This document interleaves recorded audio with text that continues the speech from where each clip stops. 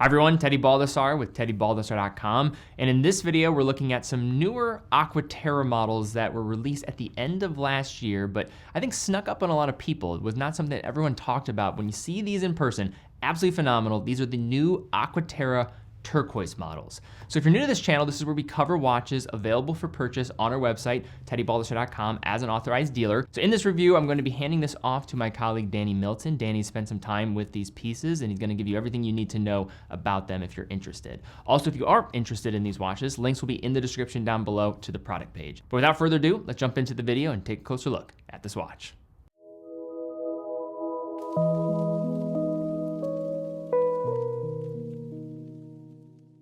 Today we're going to be talking about arguably the perfect watch for summer, the Omega Seamaster Aqua Terra 150 meters in two sizes.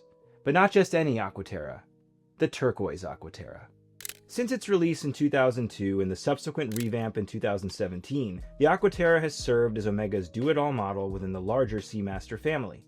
The combination of dress and sport aesthetics, real-world water resistance, and a broad range of sizes makes the AT a god-tier, go-anywhere, do-anything watch, and a very popular choice within the Omega catalog.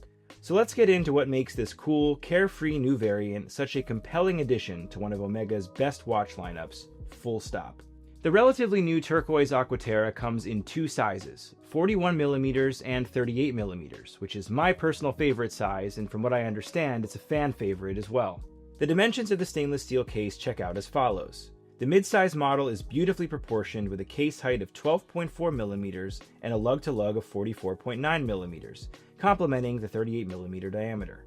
As for the 41mm version, it's appropriately upsized in all directions, with a thickness of 13.3mm and a lug-to-lug of 47.9mm. Still quite tidy for a larger watch. Water resistance is a robust 150 meters, like the name, in both versions, aided by its screw-down crown and screwed-in display caseback. Finish details boast a tasteful blend of fine brushing and polishing, with those trademark lyre lugs offering a look that's pure Omega. The domed sapphire crystal has anti-reflective coating on both sides, and it is tastefully framed by a sloping domed bezel. Lug width is 20mm on the 41mm case and 19mm on the 38. So while it might be a bit more challenging to fit an aftermarket strap to the mid-size model, Omega will be more than happy to offer several strap options to help you accessorize. Available in leather or NATO-style fabric, and even a stainless mesh. But honestly, the majority of buyers will want to keep this one on the standard bracelet. It offers the expected level of Omega fit and finish, with fine vertical brushing on the outer links accompanying the polished inner ones. The links are affixed with screws and terminate in a modified 2-button butterfly-type clasp. The clasp is signed and offers an on-the-fly micro-adjustment, newly released in 2024. Now we get to what I consider to be the star of the show, which is the turquoise dial. We've seen in 2024 Omega release what was also a smash hit via the black lacquer Aqua Terra, but here we get something of a gradient effect, where the turquoise color goes from bright and vivid at the center to darker at the edges. This gives the color an added dimension and depth, and I love the bright turquoise chosen for the minute markings along the darkened outer scale. The dial furniture consisting of the applied triangular hour indices, hands, date window frame at 6, and Omega logo below 12 are rendered in a brushed charcoal PVD finish. A smart choice that creates a nice synergy with the fade effect on the dial, and looks more refined than a silver finish would. It all gets a healthy dose of lume, including the arrow-tipped minute hand and the spear point of the second hand. The date wheel is black with white numerals, again coordinating well with the overall colorway.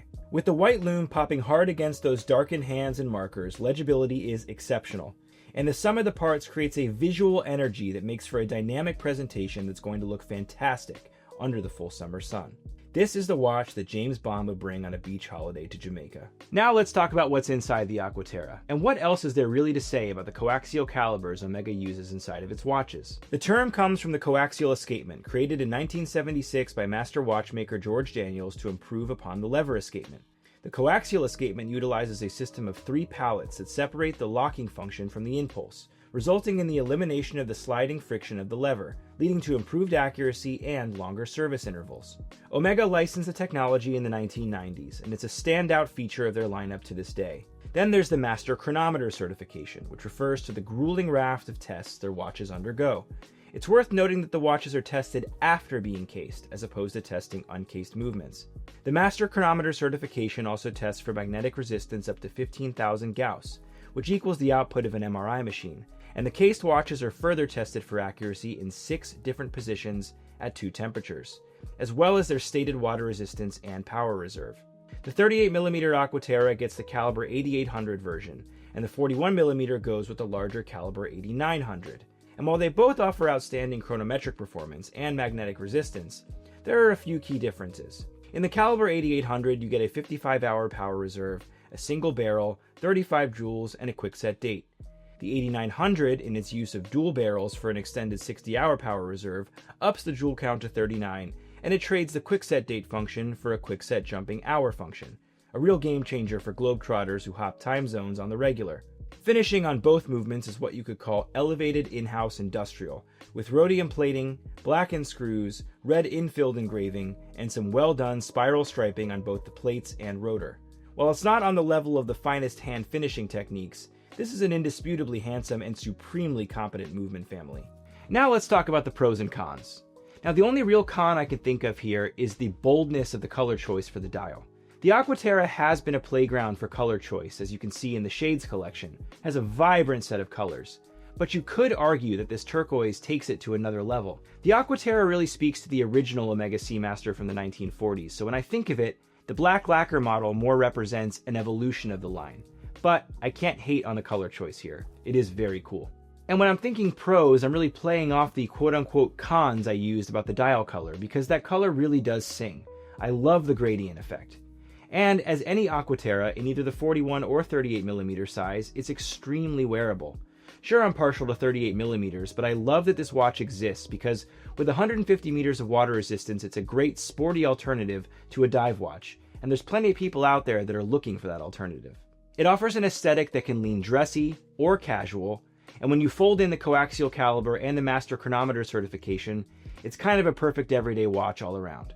So my final thoughts are, I love that Omega continues to iterate on the Aqua Terra line. We saw a lot of releases last year in the Seamaster 300M and even the Speedmaster, and while those are core, true sports watches, this watch lending that balance, it's really nice to see a color infusion. Now, of course, the Shades collection already exists, but turquoise was not one of the colors offered, and this sort of matte gradient turquoise color is truly unique. It's a color you won't find on many, if any, watches out there, and it's truly fun. In any event, I love to see a brand iterate on a line you wouldn't expect them to. Is a dial color truly iteration? I suppose that's up for debate, but I'm gonna say it sure is.